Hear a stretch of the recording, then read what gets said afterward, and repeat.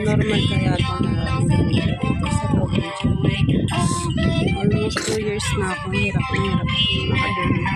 Takot naman ako magpa-check up kasi nalilit pa yung mga anak ko.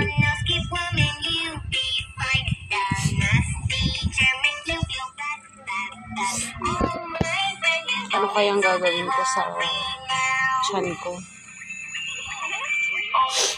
Almost 2 years na akong hirap makadumi. Tapos kanina nakahiga ako.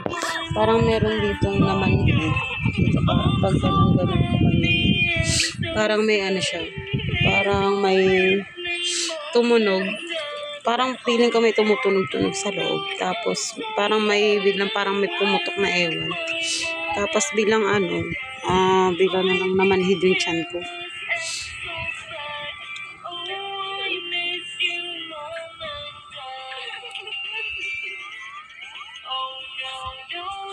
Ano kaya ito? Natakot ako. Natatakot naman ako magpa-check up.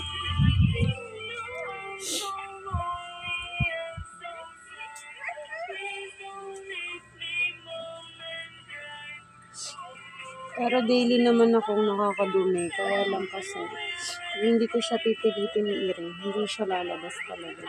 Tapos iba-iba yung ano ko eh. Minsan para siyang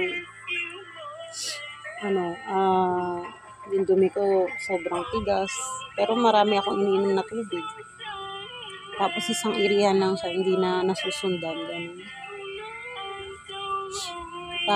Natatakot ako sa sitwasyon ko.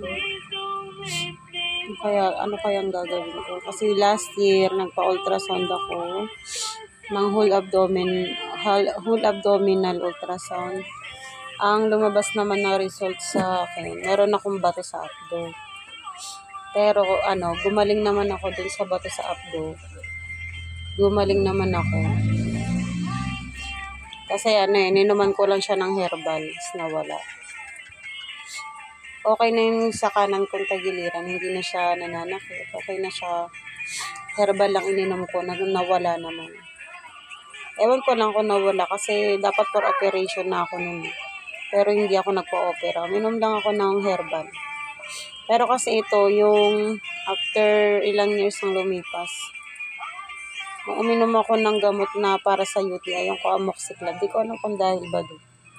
Bila akong nagka-side effect ata sa gamot. Sumakit yung dito ko. Sa kaliwa. Tapos hirap na hirap akong dumumi. Tapos ito pa, meron pa akong nararamdaman na ito. Hindi ko rin alam kung ano yun.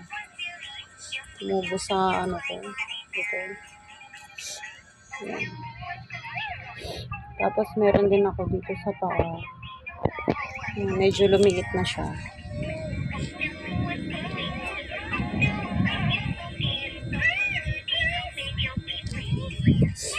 Diba? Yung pagdumi ko, almost 2 years na yan. Ako nahirapan ako dumi. 2 years na. More than 2 years na siya eh. Pero hindi kasi ako nagpapacheck up kasi nga daily ako nakakadumi.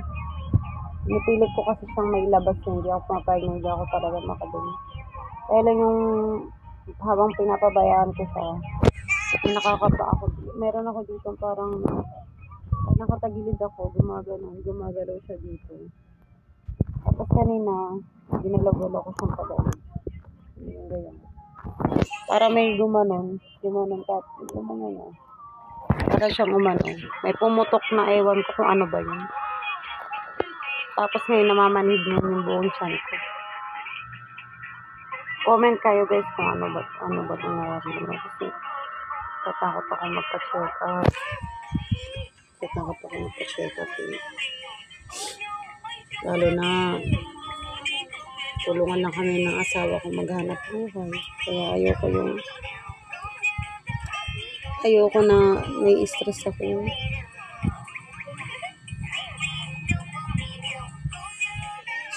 Nalilit pa yung mga anak ko kaya natatakot ako magpa-check up. Hindi naman ako pumayat.